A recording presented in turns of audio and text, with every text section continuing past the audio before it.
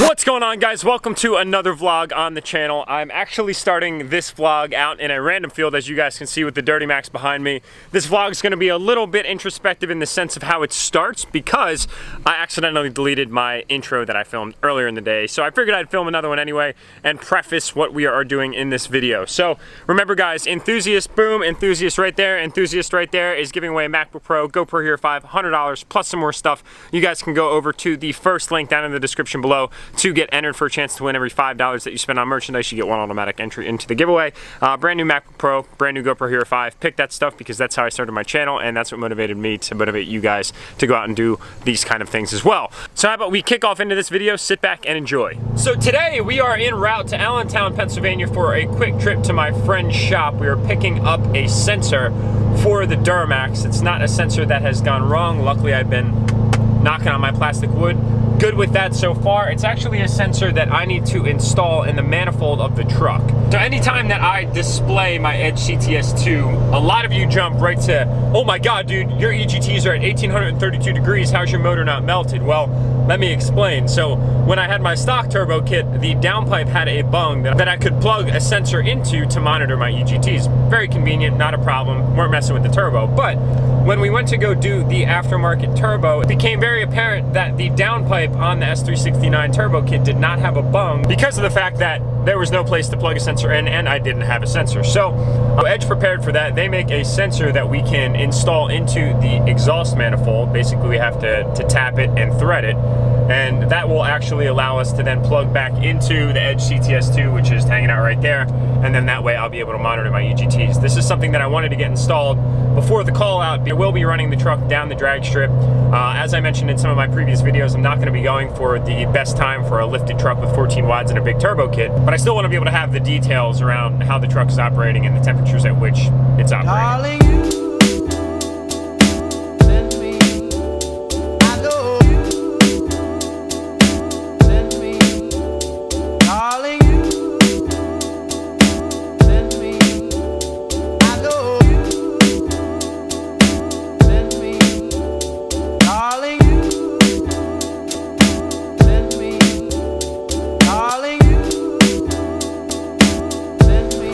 So we just got here, and basically this is what we are going to be installing today. So the EAS, Expandable Accessory System, allows you to kind of build off of it, right? So there's multiple things that you can attach for accessorization of monitoring of your vehicle. In the meantime, people really have some sense of humor, huh? Darling,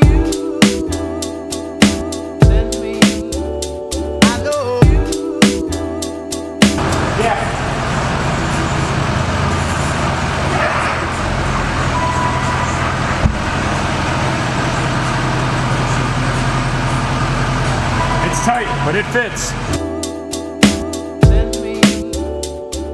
GoPro recording your time lapse, which is what you guys have just been watching. Basically, what we're going to be doing here is we're going to be tapping into that spot on the manifold right there. You can kind of see where it flattens out just under that bolt to the right. That is where the EGT sensor is going. You can actually see where we scored the manifold for the tap. This is all because the downpipe with the Whirly kit did not come with an O2 bung to plug into for the sensor, which is not a bad thing by any means. A lot of people like to monitor more direct EGTs at other locations. And we are off to Lowe's to get a 21/64 drill bit. One little drill bit holding up this entire process.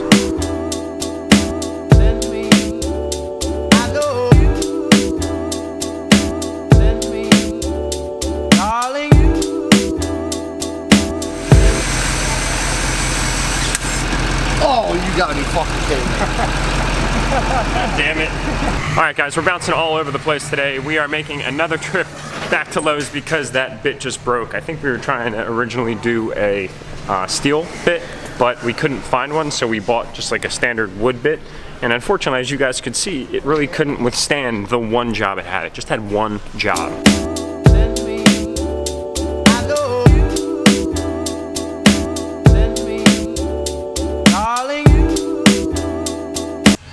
All right, ladies and gentlemen, so a few times back and forth with the taps, etc. We finally have everything mounted and ready to go.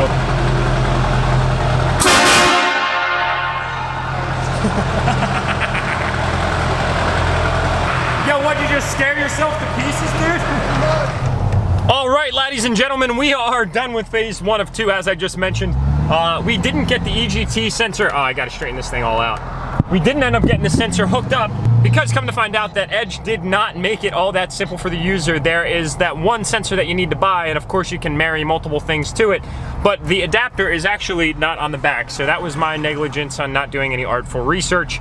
I guess you have to buy an adapter that plugs into like the HDMI port on the back of this thing, and then that has multiple adapters to then plug in the sensor to. So currently, this is the last missing piece of the puzzle, and that is the connector that we don't have a location for at the moment. I have no idea what this guy's doing.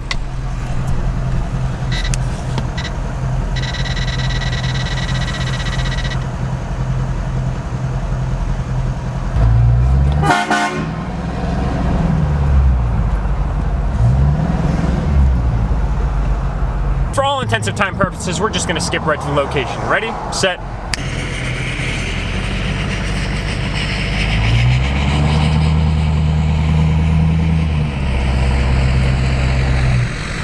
all right, guys, so it's been kind of a long-awaited thing where Rick and I have been trying to meet up, so some of you guys might recognize this guy right here from his '89 classic body LBZ. Yep, LBZ. It's an LBZ that's absolutely immaculate. So Rick and I have basically known each other through Instagram and social media for quite an extensive amount of time, really. But Like a year or two? Yeah, probably like a year or two, and we've got all these mutual friends in common through PPEI and all the different kind of manufacturers that are out in kind of the aftermarket space for diesels, but we were never able to connect, and the ironic part is both trucks are from Pennsylvania. So as I was in Allentown, I wanted to try and kind of find this as an excuse to go out and finally meet Rick in person. And the funny thing is that I tell people all the time, it's like you interact with somebody for so long, of through text message and through Instagram absolutely. and all this stuff, and then you meet each other and it's like, cool, man, now it's like we're in person, but like we already basically know each other and we know what we stand for. Rick was out having some fun this past weekend with the truck, which is why it's really dirty. So now it's dirty and, well, looks good.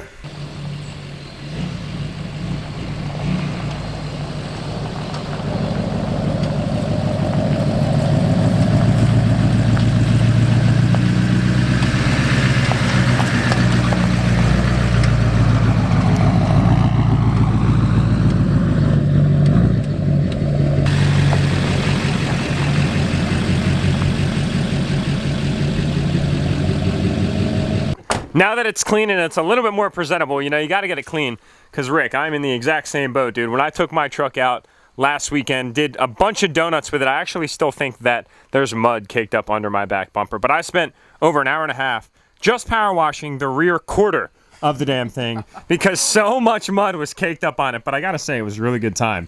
This thing looks awesome, dude. It looks even better in person seeing it. I absolutely love it, man. So how about you give the audience just like a quick little preface of kind of how you got the truck, the story behind the truck, what the truck means, and what's done to it, and kind of all that. I mean, tell us the story. So the truck was originally built by a good friend of mine. His name's Leon Matlock.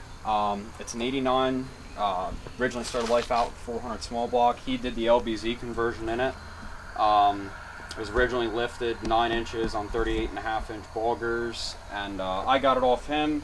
Basically, with the conversion already done and everything, and we dropped it down 3 inches. Put the 2214s and 375 Nittos on it. Which look absolutely amazing, by the way. It's a stout look. American Force. They custom cut the wheels for the truck. I mean, everything about it. It's unique. It's different.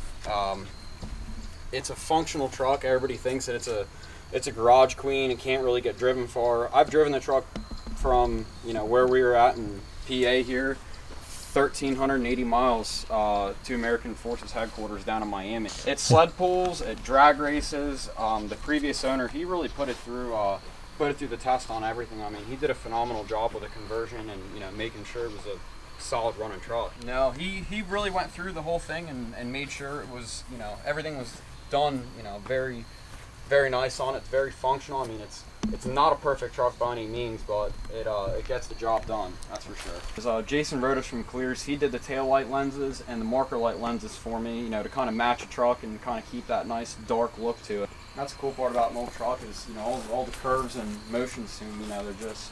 So right now we cannot pop the hood because we're doing a little bit of work and the hood is permanently latched down because you were just traveling kind of all over the place. So you wanted to make sure that it couldn't come up. A nice polished intercooler that's right back here behind the grill. I think the frame on this 89 looks better than the frame on my 2015.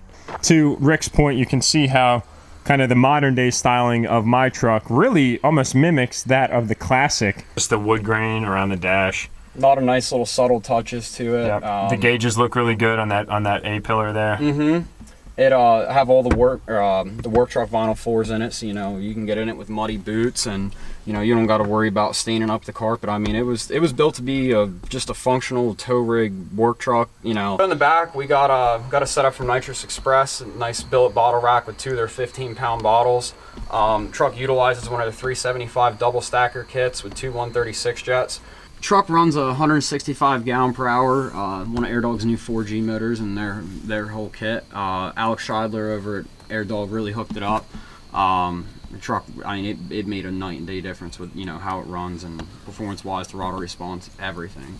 You know, everybody always jokes around with their buddies on a Friday night, you know, drinking beer in the garage about building the ultimate sleeper, and this is that, you know, Friday night sleeper, you know, joke basically. They said the guy who did the conversion in it, Leon, he put the DSP-5 switch right here. You know, it looks nice and stock, and you can see, you know, all the stock gauges on it. Everything functions the way that it's supposed to. You know, everything works as if the truck came from the factory like this. Yeah, and it's nice because you get this like, all right, hey, here's your old school kind of look. And then if we zoom in on one key attribute here, look at the modern day shifter. Yep, that was one of Leon's touches right there. He got the fleece tap shifter. Which also, you know, functions, you know, you can lock it in the gear for sled pulling. It won't go past a certain point. Yeah, so guys, you can see that I'm also tuned through PPEI. I also have that DSP-5 switch. I decided to mount it on the other side of the truck, but it just goes to show, hey, look, this is obviously a classic body, but it's got the older generation motor, and it's the LBZ, whereas I have the LML. But PPEI, they offer a wide portfolio of tuning capabilities, whether it's it's Power Stroke, Cummins, or DURTYMAX. They have you guys unlocked. Definitely feel free, if you see this video and you're seeking tuning solutions, feel free to reach out to Chad down at PPEI. Let them know that you saw Jack's video. Tell them that, you know, Rick was featured. They would love to get that feedback, and they'd be happier than ever. I'm wearing their shirt here. Yeah, they'd be happier than ever to set you guys up with some tuning. On the highway, this truck gets 21, 22 miles to the gallon. You know, it's once again for the long hauls and trips and everything else that you can take in it. I mean, it's just functional. It's an absolute win. Yeah. Defense, I rushed him through his wash, which is why the windshield looks like this. Maybe that's just me rubbing off on him, because as you guys remember from my last video, my windshield was an absolute mess.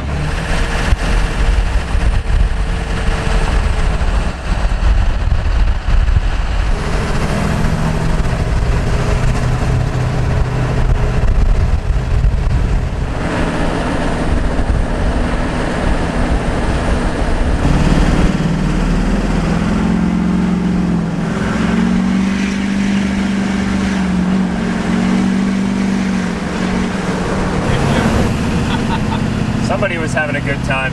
Old 375s.